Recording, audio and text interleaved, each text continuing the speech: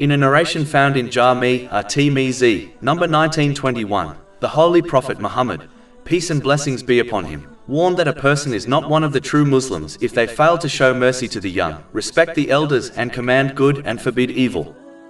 All people, irrespective of their faith, age, or social status, must be treated with respect and kindness. In fact, a person cannot be a true believer until they love for others what they love for themselves. This has been advised in a narration found in Jami' at-Tirmidhi, number 2515. And this undoubtedly includes being treated by others in a kind way. In addition, one cannot be a true Muslim or believer until they keep their verbal and physical harm away from others and their possessions. This has been confirmed in a narration found in Sunnah and Nasai, number 4998. Showing mercy to the young includes guiding them towards the obedience of Allah, the Exalted, through fulfilling His commands, refraining from His prohibitions, and facing destiny with patience according to the traditions of the Holy Prophet Muhammad, peace and blessings be upon him. This will ensure they use the worldly blessings they have been granted in ways pleasing to Allah, the Exalted. This leads to peace and success in both worlds. Chapter 16 An-Nahl, verse 97.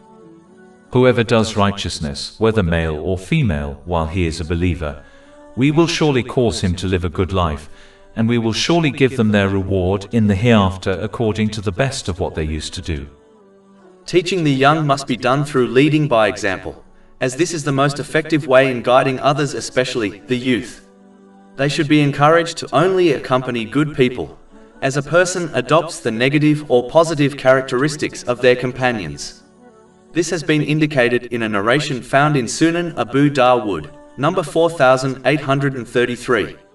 Finally, they should be shown that Islam is a simple and easy religion which allows them to have plenty of lawful fun.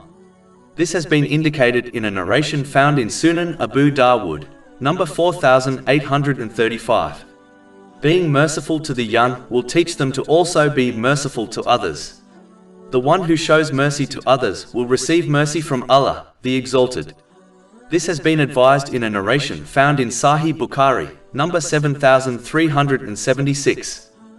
Respecting elders includes being patient with them and not arguing with them. A Muslim can disagree with elders, but good manners and respect must be maintained at all times. They must be supported at all times, which includes physical, emotional, and financial support. It is important to note that showing respect to elders does not mean one should allow them to disobey Allah, the Exalted. One should object to evil in a respectful and kind manner, and never let someone's age prevent them from doing so.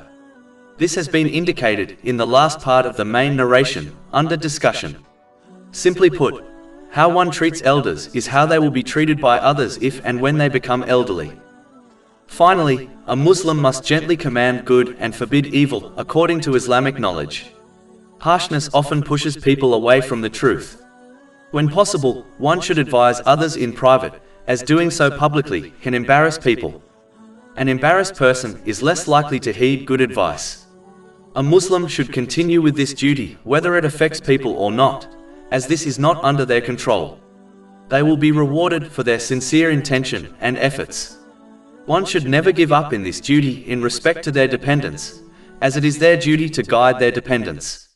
Finally, one should strive to act on their own advice to the best of their ability, otherwise their advice to others will become ineffective.